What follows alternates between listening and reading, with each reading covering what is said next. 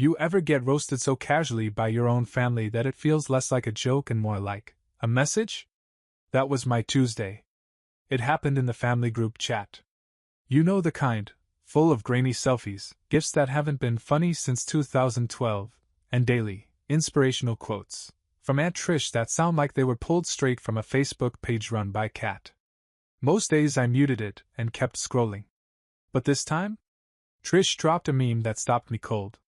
It was a cartoon image of a bearded guy with a wrench and a crooked ball cap, squinting at a furnace with smoke pouring out.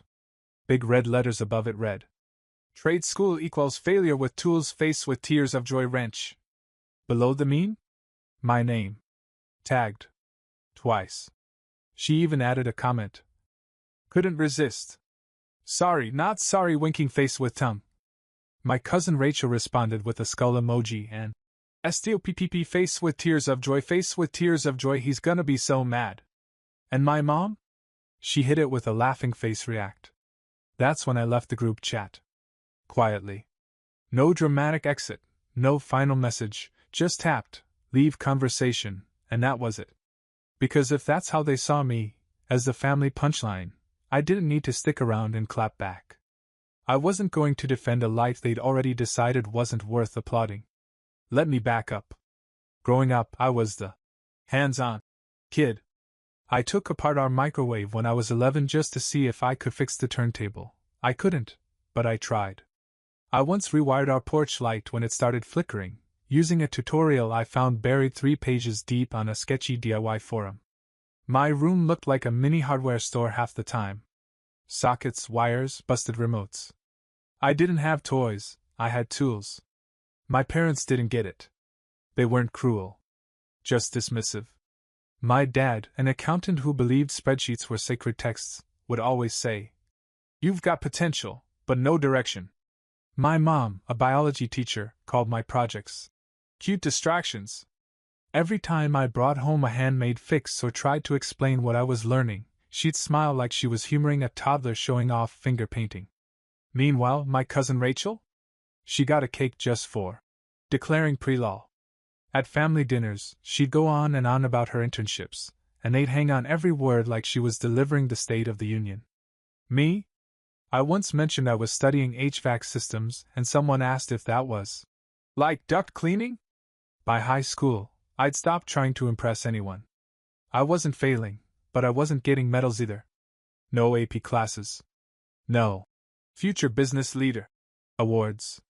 Just me, in the back of the class, doodling wiring diagrams in my notebook and wondering if I'd ever get taken seriously. After graduation, I tried college. Lasted 2 semesters. It felt like trying to run in shoes 2 sizes too small. I sat through lectures about managerial accounting and freshman philosophy while daydreaming about air pressure sensors and condensers. It wasn't that I couldn't do it. I just didn't want it. So I dropped out. Enrolled in trade school. And when I told my family? The silence was deafening, until Aunt Trish said, "Well, as long as you're not fixing toilets for the rest of your life." Then came the jokes. The passive-aggressive, "just trying to help" advice. The long sighs from Mom. The thinly veiled disappointment from Dad. So I stopped talking about it. I worked, studied, and kept my head down. And now? Now I was months away from finishing my program, working part-time with a local HVAC tech who actually respected me, and finally feeling like I was building something that mattered. Which is why the meme stung more than it should have. It wasn't just a dumb joke. It was a reminder that no matter how hard I worked, how many units I passed or furnaces I fixed, to them, I was still the lesser path. The one they whispered about. The cautionary tale. So yeah? I left the group chat. And this time, I didn't look back. After I left the family chat, I expected at least one person to reach out. Maybe my dad. Maybe my younger cousin Jeremy, who once shadowed me for a middle school career day project and said, "Bro, your toolbox is sick." But nope. Nothing. Not even a, "You okay?" or, "Hey, Trish crossed the line." Just digital silence. At first, it bothered me more than I'd like to admit. I'd scroll through old threads, looking at the dozens of birthday wishes and, "Look who got engaged!" posts, and wonder how I could be so related to so many people, and still feel like a guest in the family. But over time, that silence turned into space. And space? That turned into peace. Because trade school wasn't just a detour. It was a clean slate. I enrolled in a local program that focused on HVAC, electrical systems, and practical fieldwork. The kind of stuff that actually made sense to me. I wasn't just sitting in a classroom, zoning out to slideshows and outdated textbooks. I was crawling through basements, diagnosing busted systems, learning how heat pumps worked under pressure, and why some vents hissed like angry cats during winter. It wasn't glamorous. But it was real. And for the first time in years, I felt like I was where I was supposed to be. My mentor, Vince, was a 50-something former Navy mechanic with a bad back, a sharper tongue, and a soft spot for kids who listened more than they talked. He gave me hell when I messed up a thermostat install once, but the next day, handed me his backup multimeter like it was a Medal of Honor. "You've got hands that know what they're doing," he grunted. "Don't let anyone who's never held a wrench tell you different." I think that was the closest thing to encouragement I'd ever gotten from a grown man not wearing a tie. My days were long. Class in the morning, apprenticeship in the afternoon, side jobs on the weekends for neighbors who needed cheap repairs. My uniform was a rotation of cargo pants, steel-toed boots, and a jacket with 3 different kinds of sealant stains. Meanwhile, my family was still out there. I saw glimpses now and then. Posts of Rachel clinking champagne glasses at networking events.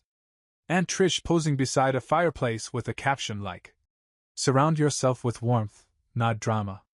Probably aimed at me. Whatever. I was too busy tightening ducts and memorizing fuse box layouts to care. Still, there were moments. Little gut punches. Like when my mom sent a group photo from Rachel's law school brunch, a catered event with gold foil napkins and a literal harpist. She'd CC'd everyone in the family except me. I only saw it because Jeremy accidentally forwarded it to our old school alumni email list. Or when my dad's Facebook post went viral in our town's local group. Proud of Rachel for taking the academic route. Not everyone's brave enough for the hard path. I laughed. Out loud. Then got back to work tightening a leaky gas line in a crawl space so cold I could see my breath. That was my life, working in places no one wanted to be, solving problems no one else understood, building a future no one else respected, yet. And the wildest part? I was happy. Not in a fairy tale, Instagram-filtered way. But in a deep, satisfying, bone-level way. The kind of happiness that comes when you finish a job, take off your gloves, and know you fixed something that actually matters. I didn't need their approval. But yeah, I noticed the silence. Especially when it got cold. Especially when I knew winter was coming. And especially when I started getting calls from people I hadn't heard from in months, starting with a name that made my eyebrows shoot up like busted pistons. Unknown number. Voicemail received. I pressed play. And heard Aunt Trish's voice. Tight. Panicked. Breathless. "Hey, it's Trish. So our furnace just completely died and we've got a freeze warning coming. It's supposed to drop below 0 tonight. The kids are already bundled up and anyway, I heard you do heating stuff now? Please call me back. ASAP? Seriously. Please." I stared at the phone. Then at the thermostat repair manual in my hand. Then at my old photo album, the one where Trish once cropped me out of the Christmas photo and claimed it was just a formatting issue. It was only November. Winter hadn't even really started yet. And I was already getting frostbitten apologies. The cold came in fast. Like someone flipped a switch and suddenly every vent in the county was hissing in protest. Overnight, temperatures dropped 20 degrees, pipes froze, and the town's Facebook page turned into a collective panic attack. People who hadn't spoken to me in years were suddenly my biggest fans. "Hey bro, long time. Quick question, do you still fix furnaces? I have a friend whose elderly mother might be freezing. Totally not for me, but could you swing by? We'd love to support local business. Also, is there any chance you do free diagnostics?" I was working 16-hour days, barely sleeping, running off gas station burritos and caffeine so strong it could restart a dead heart. But weirdly, I was thriving. Business was booming. My van's heater didn't work, but I was too busy fixing everyone else's to notice. Vince had warned me. When winter hits, you'll be the most popular guy in town. He wasn't kidding. By the end of the week, I'd fixed 15 heat pumps, rewired 6 thermostats, and pulled a dead squirrel out of one unfortunate vent system, don't ask. My back hurt, my hands were cracked from cold metal, but my phone wouldn't stop buzzing. And then, it happened. The text came through while I was replacing a blower motor in a dusty basement that smelled like expired soup and regret. Aunt Trish. Hey, it's Trish. Need your help. Furnace just went out. Entire house is freezing. It's urgent. No greeting. No, how are you? Just straight to urgent. I stared at the screen, letting the irony settle in like frostbite. 2 weeks ago, she'd sent a meme implying I was a failure with tools. Now, I was the tool she needed to survive a freeze warning. The universe really does write the best punchlines. I didn't respond immediately. Not because I wanted to gloat, okay, maybe a little, but because I wanted to be intentional. I finished my current job, drove back to my apartment, took a hot shower, ate something that wasn't wrapped in foil. Then I sat down, opened my phone, and went hunting. It didn't take long. The meme was still there in my camera roll. The one Trish had posted. Cartoon guy. Dumb caption. My name tagged twice. I screenshotted it. Attached it to a reply. And typed. Still think I'm a failure? No other words. Hit send. And waited. For 5 minutes, nothing. Then a typing bubble appeared. Then disappeared. Then came back. Then disappeared again. I went to bed smiling. The next morning, my phone was a disaster zone. Missed calls. Texts from cousins. Even Mom had chimed in. Maybe you're overreacting. It was just a joke. Can't you let it go? Let it go. I wasn't holding on to anything. I just wasn't offering free heat to people who'd rather laugh at my trade than understand it. Trish tried again. More panic this time. I'm sorry if the meme was too far. I honestly didn't think you'd take it personally. She followed it up with, the kids are cold. Please. And look, I'm not a monster. I know what cold can do. But I also know what disrespect feels like. So I replied again. This time with my business card. Schedule an appointment. Standard rates.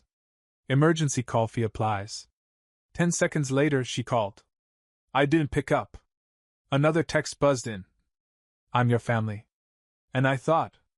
Finally. Now I'm family? Not when I chose trade school. Not when I got certified.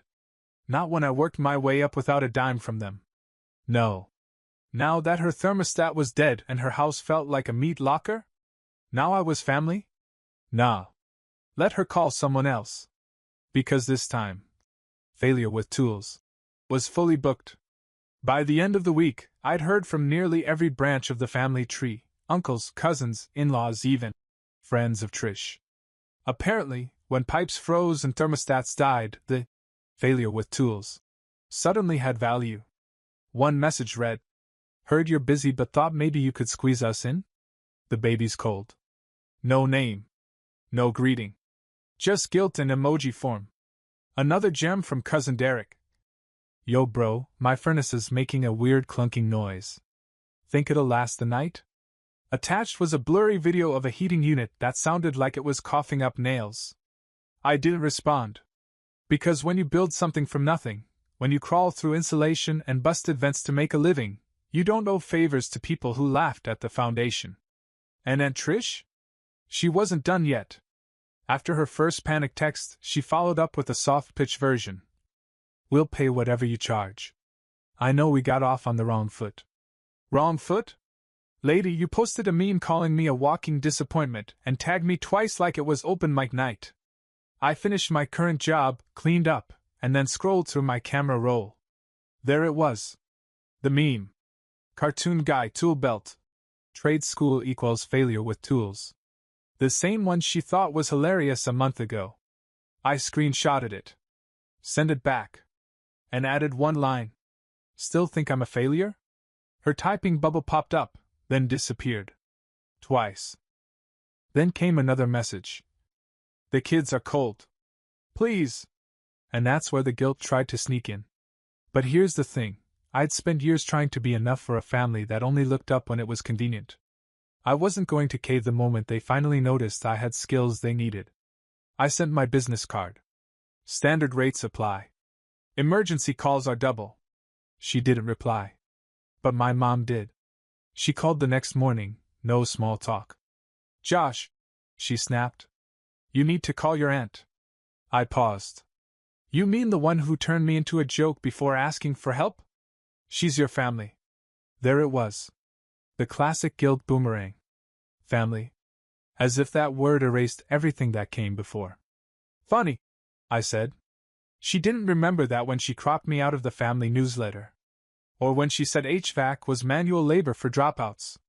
Mom exhaled like I was being dramatic. It was just a meme. No, I said. It was just years of not being taken seriously, delivered in JPEG format. She hung up. No goodbye. Just cold air. I stood there for a second, then chuckled. Because for the first time in a long time, I wasn't angry. I wasn't craving approval. I was booked. I was respected. By my clients, by my crew, by the people who mattered. And most importantly, I wasn't begging to be seen anymore. 2 weeks after I blocked Aunt Trish, I got a call from a local realtor named Melanie. Hey, you the guy who fixed the Mackenzie furnace last month? Yeah, that was me. I've got a property needing an emergency inspection before it lists. Old place, 2-story, red shutters, out near Willow Creek? Sounded familiar. She rattled off the address. And I laughed. It was Trish's house. I didn't say anything at first. Just nodded to myself, the way you do when the universe drops a punchline in your lap. You still available? Melanie asked. Oh, absolutely. She met me at the property 2 days later. Said Trish had moved out temporarily after a series of unfortunate malfunctions. Melanie used the voice people use when they're trying to sell a haunted house without using the word haunted. I walked through the door and was instantly greeted by stale air and the faint smell of burned dust. The house was cold. The kind of cold that seeps into the bones. Like it remembered being disrespected and chose violence. I started the inspection, ductwork, vents, furnace unit. It was bad. Like textbook. Why you don't ignore preventative maintenance? Bad. Filters so clogged they looked like felt. Wiring that hadn't been touched in years. The whole system was practically begging for retirement. I took pictures, made notes, gave Melanie the full breakdown. She winced. Yikes. This is a lot. Yeah. Whoever lived here didn't believe in upkeep. She nodded slowly. Well, Trish did mention she had a nephew in HVAC. Said she wasn't sure he was legit. I couldn't help it. I grinned. Guess she was right. Melanie raised an eyebrow, but didn't ask. By the time I finished, it was dark outside. Snow had started falling again, and my boots left clear tracks as I stepped off the porch. I paused, looked back at the house, and imagined Trish shivering in some overpriced Airbnb wondering why her family had gone so quiet lately. Then my phone buzzed again. This time it was Rachel. The golden child. Hey, hope you're doing well. I heard you're working with realtors now. That's awesome. I might have a few people to connect you with. Let's catch up soon. I stared at it. No greeting for the past. No apology. No mention of the meme. Just a smooth pivot into networking, like we were all old pals who just lost touch for a bit. I didn't reply. But I did screenshot it. Added it to my private collection titled, Where Was This Energy Before? Later that week, I got a voicemail from Trish's husband, Uncle Pete, a guy who once told me HVAC work was a phase. Josh, buddy. Heard you came by the house. Look, things have been crazy. Trish gets carried away sometimes, you know how it is. He trailed off. Then came the real ask. Anyway, if there's any chance you could do us a solid, just help us get it patched up for now. Nothing fancy. We're a little tight right now. Of course they were. Because now, the house wouldn't sell until the heating worked. And the only person who could do it, the one they turned into a meme, was the guy holding the clipboard. I didn't call back. I drafted an invoice instead. Full service. Full cost. No. Solid. And I sent it. Not with pettiness. With professionalism. Because I didn't need revenge. I had receipts. A week after sending the invoice, I got an email. Not a reply. Not even from Trish. It was from Melanie, the realtor. Hey Josh, just wanted to let you know they've decided to hold off on selling until spring. Heating repairs are on pause for now. Thanks again. Translation: Trish saw the number, gasped, and decided to freeze instead. Cool. Literally. I was halfway through another job when it happened. A client tagged me in a Facebook community post. Shout out to Fix Right HVAC. Josh showed up on time, didn't overcharge, and actually explained what the heck was wrong. Highly recommend. It got dozens of likes, then shares. Then someone else added a comment. Wait, I think this guy's related to Trish Hammond? Didn't she say he wasn't a real professional? Cue the popcorn. Suddenly, my inbox turned into a digital confessional. Old friends. Distant cousins. People I hadn't spoken to since high school. Didn't know you were doing so well, man. Trish looks real dumb now, lol. So proud of you. Always knew you'd make something of yourself. That last one was from a cousin who once told me, to my face, you peaked in shop class. Funny how fast people pivot when your name starts trending, even if it's just in the PDA Facebook circles. Even mom texted. Your business is getting some attention. That's good. Maybe now you can let go of the whole meme thing? Let go? They threw that meme like a dart at my spine, and now that it boomeranged back, I was just supposed to shrug it off? I didn't respond. Instead, I posted something of my own. A photo of me in front of my work van, holding a new certificate I just earned, EPA Certified Technician. Caption? Not bad for a failure with tools. Proud of the work, proud of the journey. Stay warm, folks. It wasn't petty. Okay, it was a little petty. But it was also honest. The comments rolled in. Clients, neighbors, classmates from trade school. All people who had actually seen the work, not just judged the path. Trish didn't comment. But I saw her name pop up in the views section. 3 times. Later that day, my apprentice Caleb, 19, fresh out of school, nervous as hell, asked me, Hey, was that your aunt on that Zillow ad talking about frozen pipes? I blinked. What? He pulled up a local news clip on his phone. There she was, Aunt Trish, wrapped in a scarf indoors, saying something like, It's just shocking, honestly. We thought the system would last another year. No mention of calling me. No mention of ignoring the problems. Just good old public blame deflection. I turned to Caleb and shrugged. You'll learn, kid. Some people only respect your work when it makes the evening news. He laughed. So, are we doing her house or not? Nah, I said. But we might fix her neighbors again. He tips better. We loaded the van. The day ended like any other. Tired muscles, sore hands, another household with working heat, and one more layer of confidence I didn't know I'd earned. And the best part? Every room I stepped into was warmer than the family I left behind. By February, I'd done over 60 service calls in 2 months. My boots were worn in, my voicemail was always full, and my van now had a permanent coffee stain in the cup holder from every 5 a.m. rush.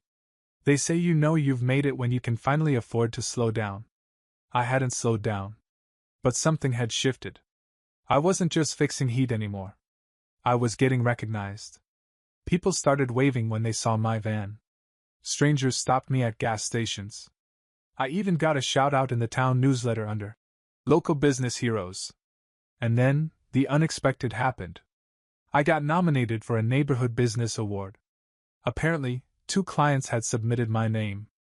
I didn't even know there was a nomination process. The letter came in a thick envelope with foil lettering and a badly photoshopped trophy on the front. I stared at it for a long time. I wasn't used to being celebrated. Not by people who weren't holding a wine glass or trying to one-up each other's kids at Thanksgiving. I posted a photo to my business page. Nothing flashy. Grateful to serve this town. Thanks for the nomination. And just like that, the likes rolled in.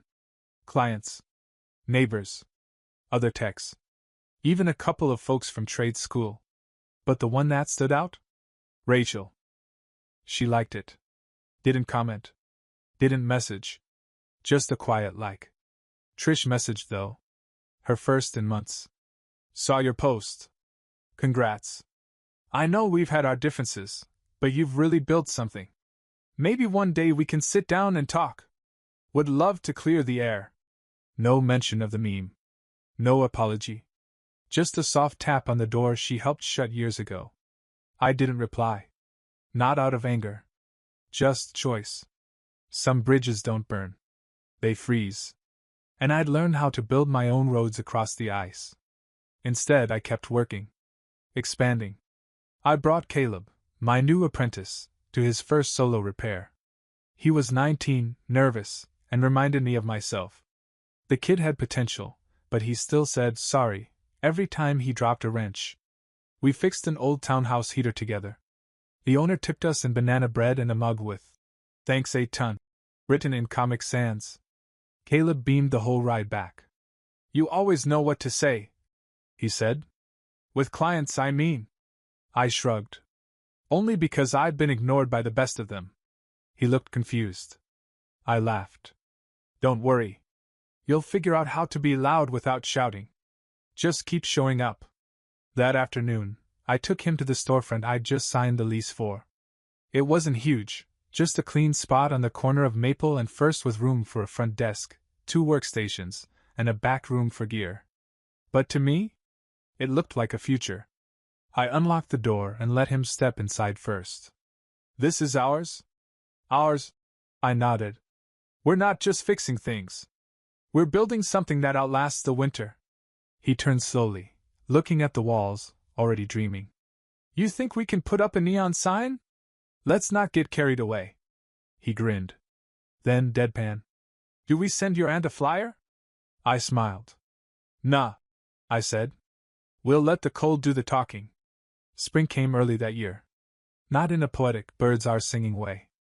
Just less snow, fewer pipes bursting, and slightly fewer panicked calls at 2 a.m., asking why someone's furnace was clicking like it's possessed. Business didn't slow down much, just shifted gears. Now it was inspections, cleanings, system upgrades. The emergencies faded, but the momentum stayed. I started getting commercial calls. Local hardware stores wanted partnerships. Real estate agents kept my card in their preferred vendors file.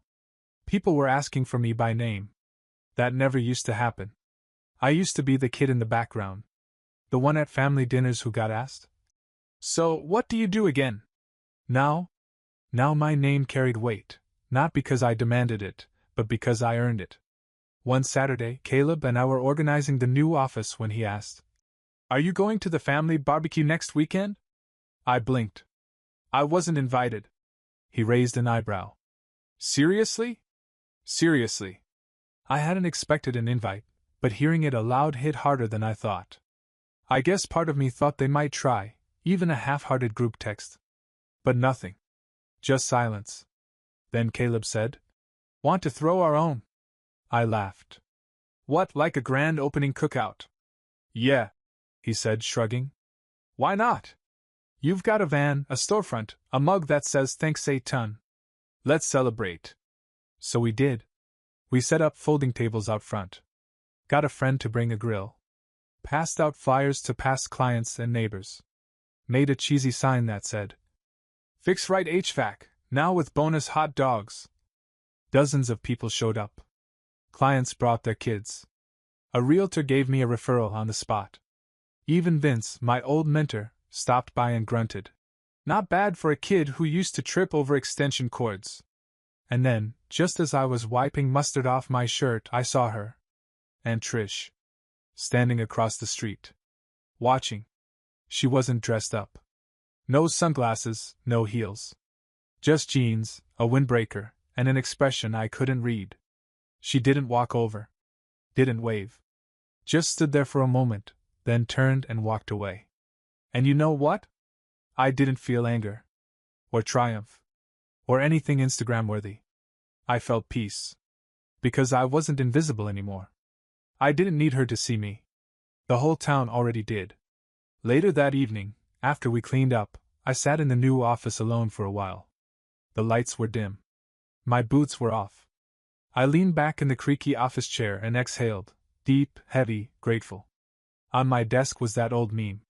Printed out, folded, taped shut. I picked it up, smiled, then dropped it in the trash. Not because it didn't matter, but because it didn't anymore. Caleb walked in with a coffee and asked, "What's next, boss?" And I thought about that for a second. Maybe hire one more tech. Maybe expand the van fleet. Maybe take a damn day off. "Let's keep building," I said. "One furnace at a time." He grinned. And as I looked around, at the walls I painted, the business I built, the warmth I created for strangers, I realized something. The warmest room I ever walked into was the one I built myself.